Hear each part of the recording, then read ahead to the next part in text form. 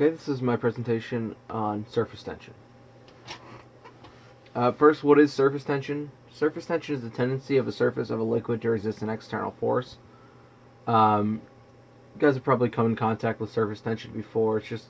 It usually happens on top of water. If something's on top of water, or as the picture shown here, the water connects with each other instead of overflowing, on, like for example on this penny. How does surface tension work? The interior molecules, as you can see here, are attracted to all the other molecules around it, where the exterior molecules on top are attracted to only the surface molecules and the ones below. They're not surrounded by other water molecules as the ones below would. So because of this, they have a higher state of energy, and thus surface tension is formed.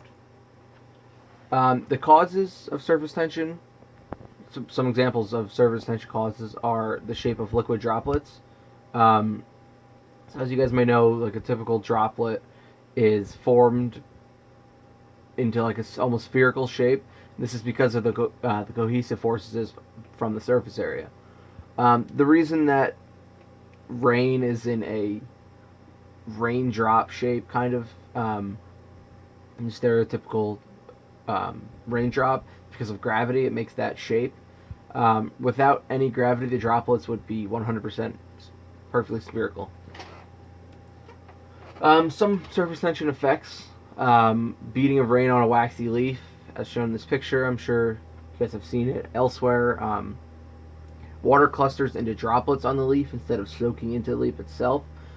And it adheres weakly to the waxy leaf, so it doesn't bind itself to the leaf, and the water droplets cohere to itself, allowing the rain to beat up together. So another effect of surface tension is water dripping from a faucet.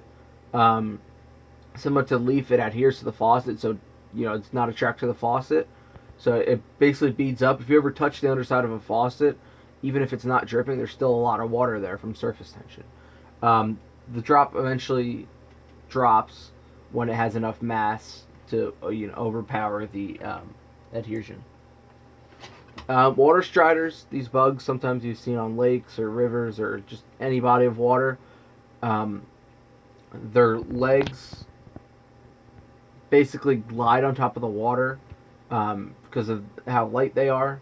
So they're not floating on the water, they're actually gliding on the surface tension. Okay, so I'm going to show the first experiment here.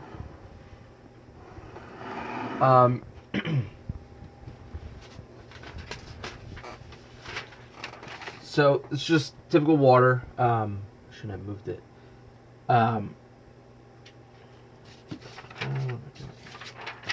So when you put pepper on the water, it doesn't actually float on the water. It's more almost like gliding on the surface tension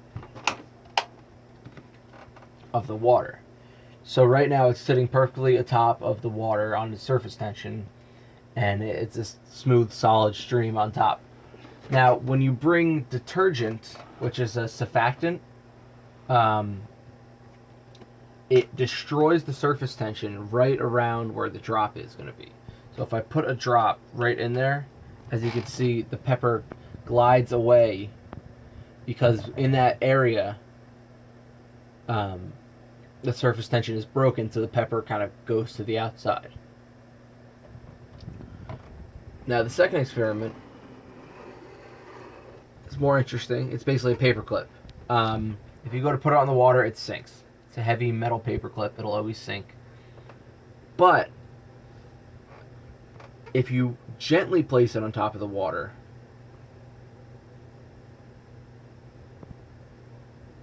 which takes a few tries,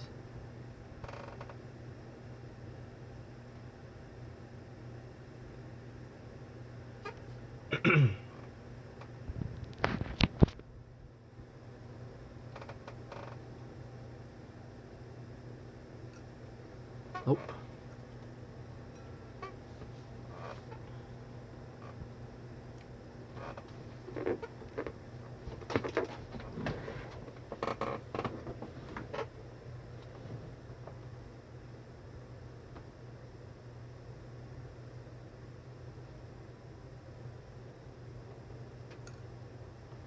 Okay, well that isn't working. But with different paper clips, these are the only ones I have available. If you gently place it on water, it'll float.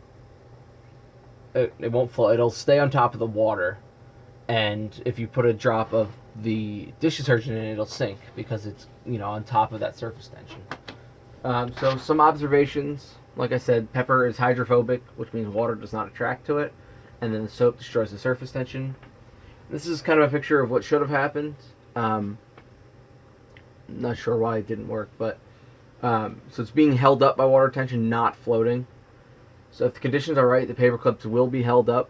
Now, like I said, I think the coating on these paper clips doesn't work because they're blue coated paper clips. But normally, as you can see in the picture, that's how it would end up. And that's it.